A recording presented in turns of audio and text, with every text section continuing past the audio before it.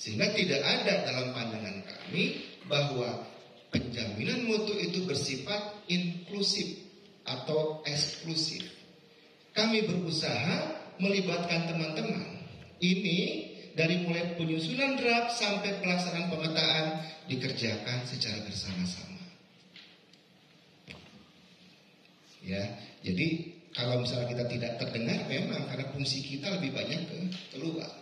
Kalau fasilitasi kan banyak melibatkan, teman-teman diajak mengajar, aktivitasnya ada dan lain sebagainya.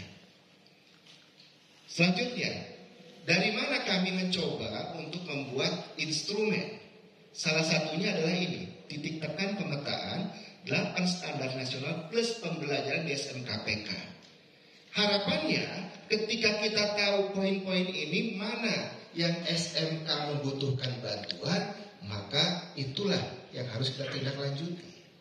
Misal, ada di dalam instrumen itu statement begini, apakah guru sudah melaksanakan magang di industri? Ternyata rata-rata menjawab belum.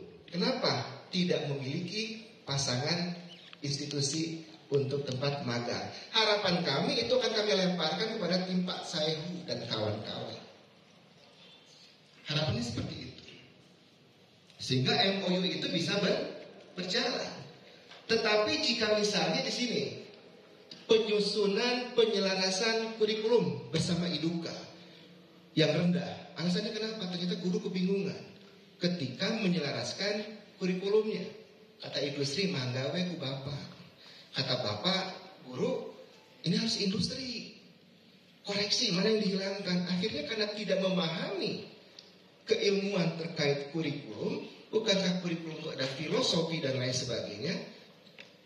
Pak Muhroji lebih paham. Maka diacak-acak. Ingin saya, ini ada pelatihannya di balai. Bagaimana penyelarasan, cara menyelaraskan kurikulum dengan kebutuhan industri. Kan kalau SMK tujuannya untuk mencerdaskan anak.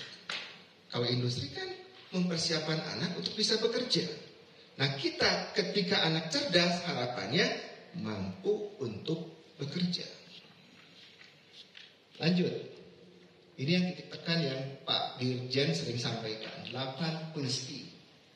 Di mana kurikulumnya harus sinkron dengan industri, kemudian soft skill-nya yang harus dikedepankan. Nah, ternyata hard skill itu nomor sekian ya. Soft skill yang ternyata sekarang sedang didorong. Akhlak, karakter. Karakter ada 2. Satu, karakter terkait dengan moral. Satu lagi, karakter terkait dengan kinerja. Karakter moral yang kita harapkan dari soft skill itu apa? Karakter misalnya jujur, ya kan? Itu kan jujur adalah karakter moral. Tapi kalau pekerja keras itu termasuk karakter kinerja. Harapannya sinkron, jangan sampai dia jujur tapi malas, atau dia pekerja keras tapi culas. Kan itu ya. Jadi soft skill ini ternyata yang saya lihat ini ditekankan dalam proses pembelajaran kita saat ini. Silakan dan selamat datang Bu Elisa. Lanjut ya. Nah, rangkaian penjaminan mutu kita pun mencoba mengikuti apa yang pakar-pakar sampaikan. Bahwa paradigma baru sekarang, kalau kemarin kita hanya bicara di input sampai output. Anak diterima, lulus, selesai, goodbye. Padahal paradigma yang selalu ingin kita sampaikan sebagai seorang pendidik, hubungan kita dengan siswa atau dengan peserta diklat itu ternyata tidak selesai ketika penutupan diklat, tapi ternyata nyambung dunia dan akhiratnya. Itu yang kita tekankan, sehingga dia berbicara sampai masalah outcome dan impact-nya. Ketika dia lulus, dia bisa bekerja, dia bisa berbahagia, maka otomatis harapannya meningkatnya kepercayaan masyarakat kepada kita semakin besar. Kalau suatu daerah banyak SMK pertanian, banyak lulusannya di outputnya, aturannya di outcome banyak bertambah petani-petani muda. Betul tidak? Tapi kalau ternyata di data tidak ada yang tumbuh, berarti ada sesuatu di sini. Sehingga karakter buildingnya tidak tumbuh. Ya. Aturannya kalau banyak sekolah perikanan di Kabupaten Cianjur, cari ikan itu kayaknya harusnya lebih mudah. Ketika itu sudah tercapai, kesejahteraan terlihat dari anak-anak kita, ini sudah jelas. Anak itu akan bercerita kok. Saya sekolah di SMK ini, lulus bisa bekerja begini, penghasilan saya begini. Sehingga sekolah tadi tidak perlu membuat brosur atau pamflet ketika masa-masa PPDB-nya. Nah, ini yang harus kita perhatikan. Ini yang diterapkan di lingkungan SMK. Harapan saya di bagian penjaminan mutu ini pun kita bisa lakukan di lembaga kita. Memang seakan-akan ini lebay katanya, wah terlalu dan lain sebagainya. Tapi saya yakin teman-teman jika diajak pada track yang baik, biasanya tetap semangat. Saya tidak ragu melihat kenapa. Mungkin teman-teman pernah tugas bareng ya, sampai jam 10 malam pun kita jalani ya. Jam 2 pagi sudah di Panembong duduk gitu. Nunggu angkot lewat. Itu bagi saya adalah suatu nilai positif terkait dengan semangat untuk pengabdian. Jadi kita selalu melihat sekarang, lihat inputnya, bagaimana prosesnya, lalu hasilnya. Tidak stop di situ, tapi sampai outcome dan impact. Menekankannya kepada SMK, ketika kita berhadapan dengan mereka, ingat guru itu harus sampai berpikir ke arah impact. Tidak cuma sampai di output, lulus, akhir lulus sana, say goodbye. Kita tidak pernah tahu. Barangkali justru anak-anak itu, tangan anak-anak itulah yang akan menolong kita sebagai seorang guru pada saat kita ini terpleset di suatu tempat yang penuh api, katanya kan begitu ya. Harapannya itu sebetulnya. Ketika kita bicara sampai impact, makanya bursa kerja-kerja khusus itu betul-betul diperhatikan di dalam standar instrumen penjaminan mutu. Kenapa harapannya dia memantau terus perkembangan anak-anak ketika lulus. Ketika ada industri yang datang ke SMK minta tenaga kerja, dia punya data, dia bisa memanggil. Nah, selama ini banyak BKK itu bursa kerja di SMK ya hanya sebagai slogan saja. COE atau pusat keunggulan memberikan rank seperti ini untuk rapot mutunya. Ya, nah, harapan saya dengan pemetaan yang diadakan oleh balai di awal itu bisa menjaring dan bisa merekomendasikan mudah-mudahan yang berada di sini ke bawah yang menjadi prioritas layanan utama terkait dengan diklat. Harapannya itu. Tidak cuma SMK yang sudah maju, yang sudah besar, yang selalu kita panggil, kita layani, tapi SMK-SMK dengan tingkat kinerja yang cukup baik ke bawah. Memang ada juga yang di atas, silakan. Tetapi prioritas harapannya adalah ini yang kita layani. Dari mana itu hasilnya? Dari hasil pemetaan, mempergunakan instrumen yang kita buat. Sehingga pada saat kita menyusun harapan, karena visi kan hanya punya kementerian ya, lembaga punya visi. Dalam rangka mendukung visi lembaga, harapannya pada saat tahun 2021 sampai 2024 ini, kalau harapan boleh setinggi langit ya, ini angkanya terus naik ke atas berdasarkan rapot mutu. Dengan catatan tidak ada pergantian lagi sistem oleh rejim yang baru. Sehingga betul-betul bisa berkelanjutan. Ini hasil sementara kami, ya. Jadi hasil sementara pemetaan mutu menggunakan instrumen yang dibuat oleh teman-teman di FEDGA, kami bisa membidik dan bisa menjawab, walaupun saya bilang validitasnya rendah. Kenapa? Sampelnya sedikit, Bu. Sekarang boleh saya bertanya, misalnya SMK mana yang kompetensi keahlian Misalnya peternakan dulu apa? Ruminansia pedaging ya, betul nggak? Petelur, unggas pedaging atau susu unggas, yang mana? Nah itulah pokoknya ya. Pertanyaan itu yang mana SMK paling bagus atau yang paling lemah? Kayaknya kita tidak bisa memeta itu. Mana SMK yang paling bagus untuk budidaya perikanan?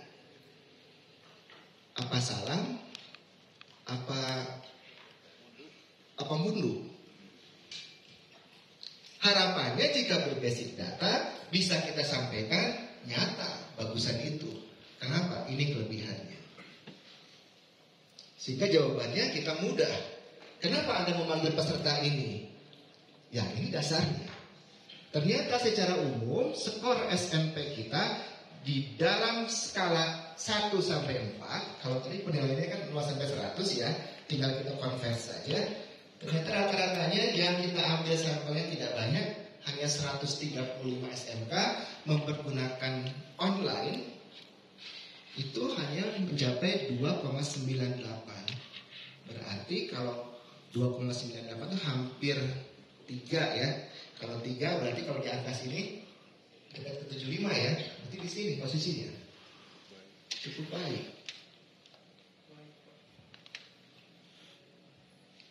Ini ya.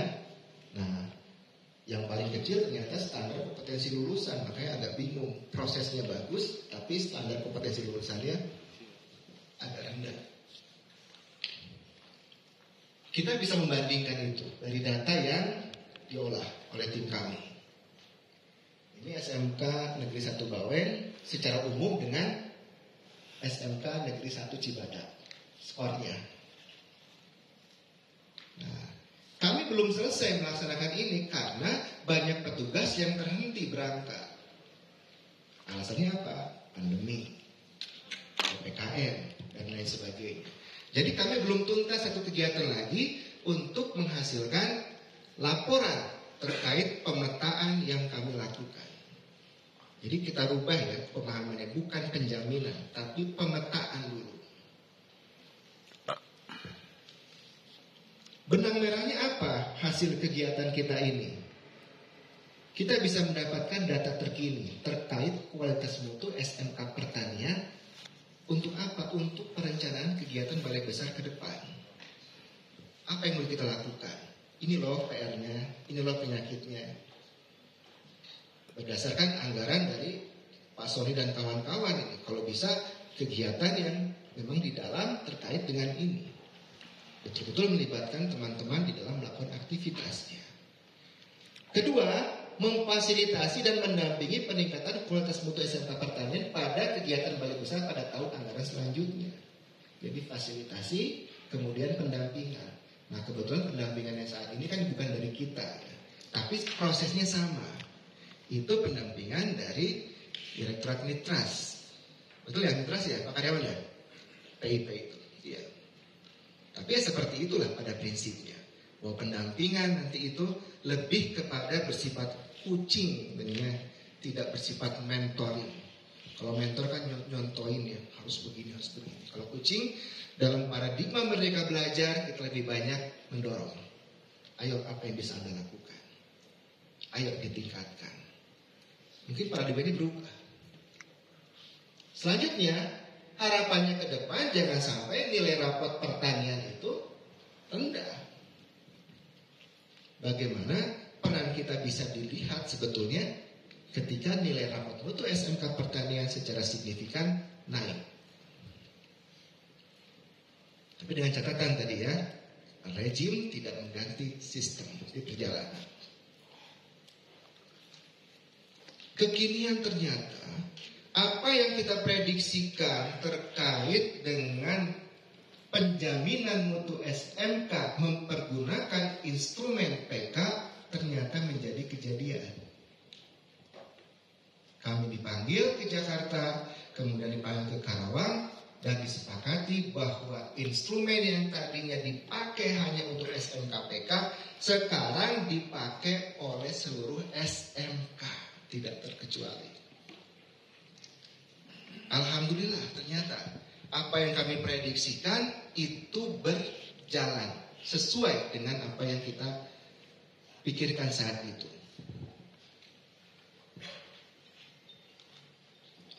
Kita mendapatkan pembagian wilayah. Di rupanya ada tim lain yang ikut dalam rapat. Kita mendapatkan pembagian untuk wilayah pertanian itu mendapatkan wilayah perwalian Bali, Banten, Bangka Belitung, Kepulauan Riau, Papua, dan Papua Barat. Saat kita melakukan penjaminan mutu di 6 provinsi ini bersifat umum. Semua SMK. Karena konten instrumen SMKPK itu bicaranya umum. Bicara sekolah, tidak bicara kompetensi keahlian. Tapi instrumen yang kita buat oleh teman-teman sudah mulai mengarah berdasarkan kompetensi keahlian. Sehingga harapan tadi bisa terjawab. Sekolah perikanan yang paling lama di mana? Walaupun tidak menjamin validitasnya karena jumlah sampel yang diambil pun terbatas. Nah, selanjutnya seluruh SMK ini akan kita lakukan penjaringan data mempergunakan sistem online ke depan. Nah, setelah itu ada yang disebut dengan verifikasi. Verifikasi kalau berdasarkan panduan itu SMK bidang kita. Jadi kita masuk itu untuk bidang yang pertanian. Nah, perkembangan selanjutnya kita tunggu saja. Ya, jadi verifikasi itu intinya mereka sudah self assessment, mengisi sendiri, baru kalau ada sesuatu hal yang mencurigakan gitu ya.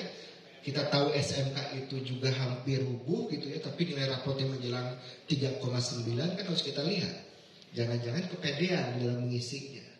Itu perlu diverifikasi ceritanya. Nah, Bapak dan Ibu itu mengikuti kegiatan ini, salah satunya yang paling penting adalah sosialisasi bahwa APM atau aplikasi pemetaan mutu SMK saat ini digunakan oleh semua SMK. Dan setiap SMK itu memiliki perwalian balai-balai yang berbeda. Jadi ada 7 balai ya. Termasuk Makassar, kita kebagiannya yang 6 ini. Apa daya tariknya buat Bapak dan Ibu? Ceritanya kalau kita tentara itu dilatih dulu, mudah-mudahan ada perang kan gitu doanya supaya bisa bertempur. Tapi ternyata kan kita ya serahkan saja nanti. Kalau memang Bapak dan Ibu sudah bisa bagaimana memverifikasi, memasukkan data terkait penjaminan mutu, besok yang akan disampaikan oleh tim SMK, ya berarti kan kita punya pasukan banyak, ya Pak Pria. Walaupun tidak bisa kita menjanjikan. Sebab kenapa? Kembali ke anggaran Pak Sonia, perjalanan anggaran itu ya ternyata tebas itu di Jakarta ya karena memang faktornya, kondisi sekarang. Tapi paling tidak ini adalah kesempatan kami untuk mensosialisasikan peran dan fungsi ceritanya bidang pengembangan penjaminan mutu vokasi pertanian yang tadi timnya saya sebutkan. Kita ke bagian yang di 6 provinsi ini dengan jumlah SMK-nya 1.277. Yang lainnya terkait LKP dan Poltek ternyata sedang dibicarakan masalah instrumennya. Bagaimana kita bisa menyaring data tersebut. Ini pemetaan SMK dan LKP sesuai bidang keahliannya, termasuk pendidikan vokasinya. Ini LKP ya. Kalau SMK pertanian itu di 34 provinsi ada 2.170. Ya, jadi kita ketika ambil 135 itu ya jauh sekali ya untuk bisa kita menggambarkan. Kalau Pak Ilhamin yang ahli statistik ini katanya datanya data yang tidak bisa dipertanggungjawabkan gitu. Ya tapi daripada tidak, pendugaan itu, assessment untuk pendugaan itu lebih baik dilakukan walaupun hasilnya tentu belum bisa kita pertanggungjawabkan daripada tidak sama sekali, ya. Nah, BIMTEK ini dilaksanakan rencananya, ya mudah-mudahan kita menyelesaikannya. Rencananya hari ini tanggal 2 sampai Sabtu pagi. Nah, tujuannya apa? Memberikan pemahaman tentang APM yang digunakan kegiatan verifikasi hasil pemetaan mutu di SMK nanti. Jadi data yang kita kirim dengan untuk pengisian online nanti diolah di kita, ada tindak lanjut dalam bentuk verifikasi. Ya, verifikatornya siapa? Harapannya kita. Ya, harapan. Kenapa? Kondisi. Bukan cerita, Pak Sony ya, anggaran tahun 2022 pun sudah dipangkas dari sekarang, kan begitu. Kan lucu gitu ya. Katanya tahun depan kami dapat sekian, 9 M. Ya, baru berjalan beberapa hari sudah turun menjadi 2 M. Yang dulu sama, anggaran saya 8 M, ternyata turun menjadi 1 M. Tahun ini berjalan. Jadi ya, saya anggap itu adalah dana pemerintah, dana kita bersama, yang kita kerjakan juga bersama-sama. Mudah-mudahan memberikan kemanfaatan. Peserta kita, kalau kita melihat sudah cukup merata, mudah-mudahan mewakili azas keadilan. Bahwa tidak ada yang disebut dengan penjaminan mutu itu inklusif, jalan sendiri, dikerjakan sendiri, no. Tidak seperti itu. Ya, cuman harapan kami nanti siapapun yang ikut di dalam aktivitas kita bisa menularkan informasi ini ke teman-teman yang tidak ikut. Toh sudah biasa pekerjaan kita ini yang berangkat 10 orang sebagai calon ternyata kurang. Akhirnya calon tadi diberikan tugas untuk menularkan kompetensinya. Kenapa tidak? Jariah ilmu, bareng-bareng bertugas, bareng-bareng saling menguatkan, toh mewakili lembaga. Masa pergi berdua masing-masing? Oh no. Tetap perkuat, kita mewakili lembaga. Manajemennya 10 orang, ceritanya itu ya. Di dalam sini ada Widya Iswaranya 3 orang. Gak apa-apa saya sampaikan ya Pak. Ada PTP 1 orang di sini. Jadi menambah angka-angka ini. Di sini ada 3 orang tuh saya, Pak Supri dan Pak Sehu, Ahmad Sehu.